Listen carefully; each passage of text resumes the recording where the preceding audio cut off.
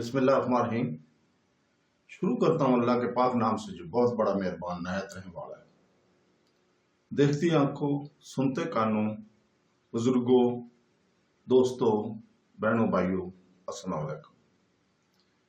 اسلامی خواتین کی علماء، صوفیہ کرام، ثقافتی ورثے، اسلامی فلسفے، اسلامی توصیف اور تاریخی خواتین کی شخصیات کی معلوماتی سیریز کی آج کی ویڈیو میں ہم میریل وین ڈیوس کی سوانحیات اور ان کے مزار کی تاریخ کو بیان کر رہے ہیں۔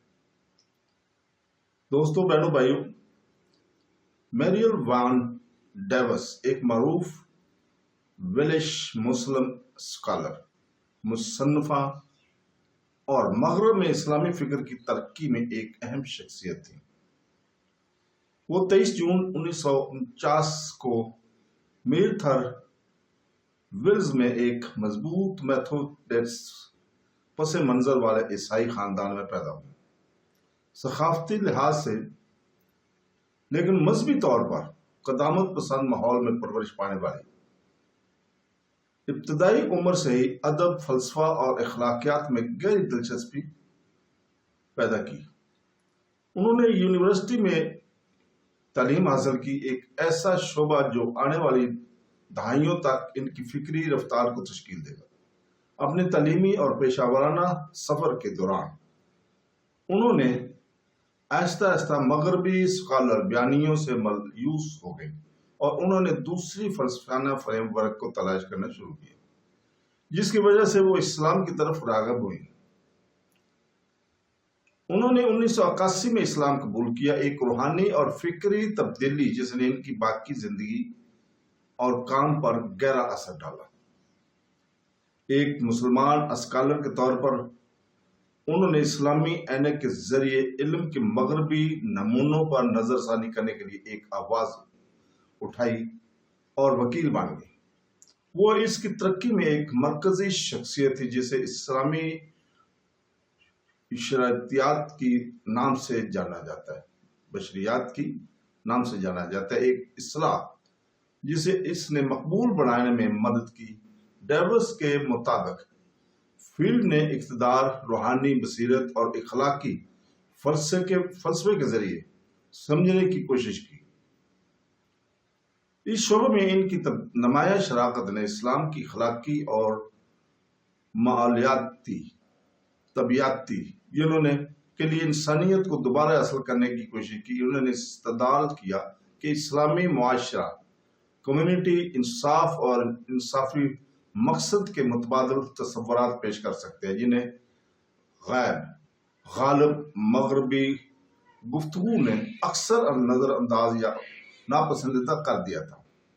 ان کا سب سے قابل ذکر فکری تعاون برطانوی پاکستانی مفکر ضیاء الدین سردار کے ساتھ تھا۔ انہوں نے مل کر کسی بااثر تصانیف تیار کی جنہوں نے اسلامی روایت سے اخذ کردہ اخلاقی اور روحانی بصیرت پیش کرتے ہوئے مغربی سیاسی اور ثقافتی بالادستی، بالخصوص امریکی سامراج پر تنقید کی۔ ان کی اپنی تیز عقل، ذہانت اور گہری ہمدردی کے لیے جانا جاتا تھا۔ انہی سبھی چیزوں نے انہیں ایک محبوب مقرر اور نوجوان نسل کے مسلم مفکرین اور مصنفین کے لیے ایک متاثر کن سرپرست بنا دیا۔ ان کا براڈ کاسٹنگ اور صحافت میں بھی ایک ممتاز کیریئر تھا۔ بی بی سی میں انہوں نے کام کیا۔ 1970 اور 1980 کے دہائی کے اوائل میں انہوں کے ساتھ بطور محقق اور پروڈیوسر سرعام کام کیا، خاص طور پر مذہبی اور ثقافتی پروگرام پر توجہ مرکوز کی۔